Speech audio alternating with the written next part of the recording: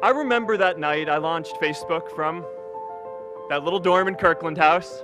I went to Noakes with my friend KX, and I remember telling him clearly that I was excited to help connect the Harvard community, but one day someone would connect the whole world.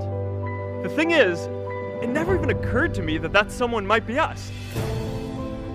We were just college kids. We didn't know anything about that. There were all these great big technology companies with all these resources, and I just assumed one of them would do it. But this idea was so clear to us that all people want to connect. Today, I want to talk about purpose. One of my favorite stories is when JFK went to go visit the NASA Space Center, and he saw a janitor holding a broom, and he asked him what he was doing, and the janitor replied, "Mr. President, I'm helping put a man on the moon." Purpose is that feeling that you are a part of something bigger than yourself, that you are needed, and that you have something better ahead to work for. Purpose is what creates true happiness. My hope was never to build a company. I wanted to have an impact. And as all these people started joining us, I just assumed that that's what they wanted to do too. A couple years in, some big companies wanted to buy us. I didn't want to sell. I wanted to see if we could connect more people. And we were building the first version of Newsfeed at the time, and I thought, if we could just launch this, it could change how we all learn about the world. Nearly everyone else wanted to sell, and it tore our company apart.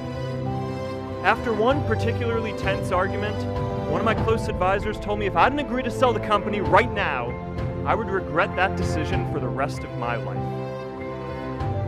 Relationships were so frayed that within a year or so, every single person on our management team was gone. That was my hardest time leading Facebook. I believed in what we were doing, but I felt alone. I wondered if I was just wrong, an imposter, a 22-year-old kid who had no idea how things actually worked.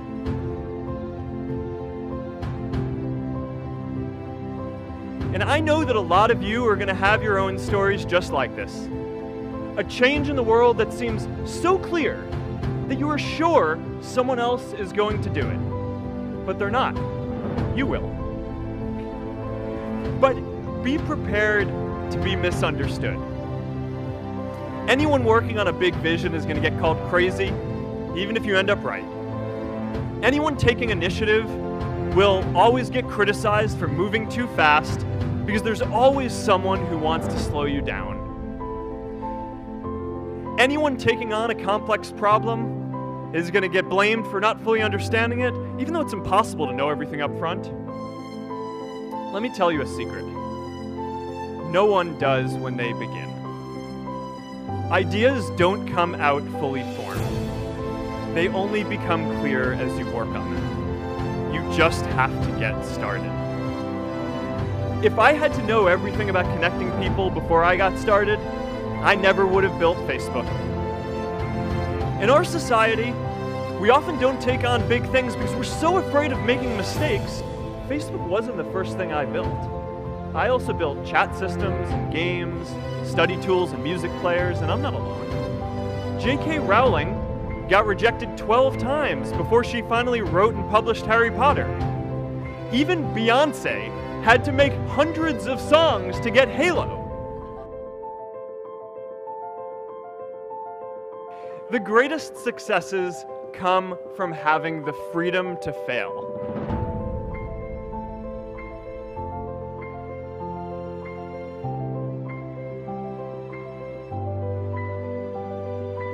You know, a lot of times I think people just get afraid because, you know, often your dream is, it seems like it's so far off, but if you just kind of focus on building stuff that you think is good and you keep on going at each step along the way and don't let people deter you from that and just really care about what you're doing, and you know, I think that's how you build something good.